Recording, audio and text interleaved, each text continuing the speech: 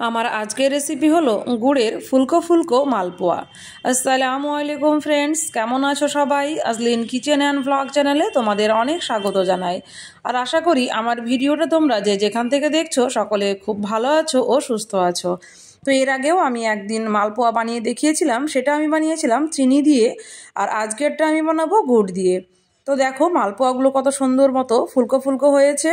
আমার চ্যানেলে আজকে যারা নতুন আছো তাদেরকে আমি বলছি আমার চ্যানেলটাকে সাবস্ক্রাইব করে দেওয়ার জন্য, আর যারা প্রথম থেকেই আমার পাশে আছো তাদেরকে অসংখ্য ধন্যবাদ জানাই। তো কিভাবে বানালে হবে মালপোয়াগুলো এমন সুন্দর নরম তুলতুলে ও ফুলকো ফুলকো, সেটাই তোমাদের সামনে আজকে আমি দেখাবো। তো আমার পুরো ভিডিওটা জুড়ে তোমরা থেকো, আশা করি বুঝতে পারবে।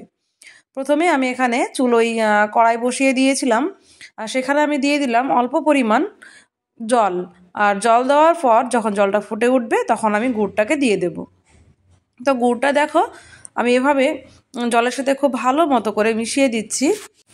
একদমই চটজলদি বানানো যায় এমন একটা রেসিপি, আর যে কোনো দিন মালপোয়া বানাওনি সেও কিন্তু অনায়াসে খুব সহজভাবে এই মালপোয়া বানিয়ে নিতে পারবে।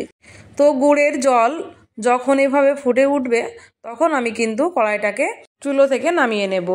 তো আমার গরম হয়ে গেছে, এবার আমি এখানে নামিয়ে নিলাম।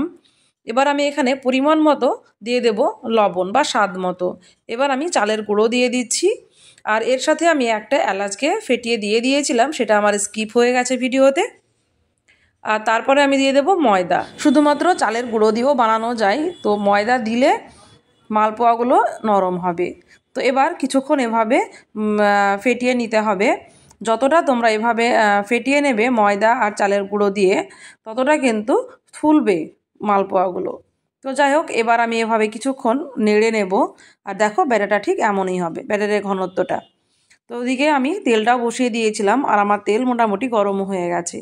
এবার আমি একটা মালপোয়া ভেজে তোমাদের দেখিয়ে দেব। যতটা সহজ আর যতটা কম সময়ের মধ্যে এই মালপোয়া বানানো যায়, কিন্তু খেতে হয় ততটাই অনেক বেশি স্বাদের। তো যখন আমি দিয়ে দেব মালপোয়ার ব্যাটার, আর তারপর চারিদিকে এভাবে দেখো আমি তেল দিতে থাকবো। উপরে দিয়ে এভাবে তেল ছড়িয়ে দেবে, তাহলে দেখবে মালপোয়াটা আস্তে আস্তে খুব সুন্দরভাবে ফুলতে শুরু করবে। তোমরা দেখে আশা করি বুঝতে পারছো মালপোয়াটা খুব সুন্দর একদমই লুচির মতো ফুলে উঠেছে। তো এভাবে এক পাশ ভাজতে থাকবো কিছুক্ষণ। যখন দেখবো হালকা কালার চলে এসেছে, লালচে কালার, তখন আমি উল্টে দেব। তারপর অপর দিকটাও একইভাবে কিছুক্ষণ ভেজে নেব। তো এইভাবেই মালপোয়াগুলো তোমরা বানিয়ে নেবে। আশা করি তোমাদের ভিডিওটা অনেক ভালো লেগেছে। আর এতক্ষণ ভিডিও দেখার পরেও যদি তোমরা লাইক করতে ভুলে যাও, তো অবশ্যই আমার ভিডিওটা তোমরা একটা লাইক করে দেবে।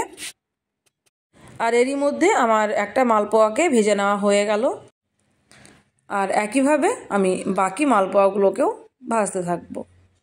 একদমই সহজ পদ্ধতি, আর তাছাড়া ভিডিওটাকে তোমরা স্কিপ করে দেখবে না। ছোট্ট একটা ভিডিও, এরই মধ্যে বুঝতে পারবে যে কিভাবে মালপোয়াগুলো আমি বানিয়ে নিলাম।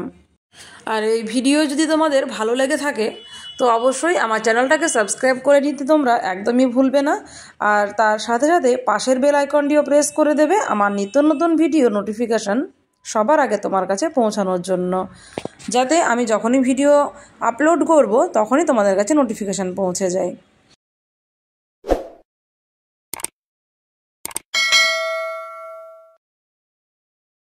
আর ভিডিও ভালো লাগলে তোমরা অবশ্যই আমাকে কমেন্ট বক্সে কমেন্ট করে জানাবে যে কেমন লাগলো। পুরো ভিডিওটাকে দেখার জন্য তোমাদেরকে আমি অসংখ্য ধন্যবাদ জানাচ্ছি, আর তোমরা আমার এভাবেই পাশে থাকবে। মালপোয়াগুলোকে আমি এবার পরিবেশন করে নিয়ে চলে এসেছি। তো তোমরা দেখে আশা করি বুঝতে পারছো যে কতটা ফুলকো ফুলকো হয়েছে আর কতটা লোভনীয় হয়েছে। এগুলো দেখতে যেমন সুন্দর, খেতেও কিন্তু হয়েছিল অসাধারণ। তোমরা অবশ্যই একবার বাড়িতে বানিয়ে দেখবে, আশা করি ভালো লাগবে। আমার কথা শুনে না, তোমরা একবার বাড়িতে ট্রাই করে দেখবে যে কেমন হয়েছে। আজকের ভিডিওটা আমি এতটুকুই রাখছি। এরপরে আবারও দেখা হবে নতুন কোনো একটি ভিডিওতে কিংবা কোনো একটি রেসিপি নিয়ে। ততক্ষণ তোমরা সকলে ভালো থাকবে ও সুস্থ থাকবে।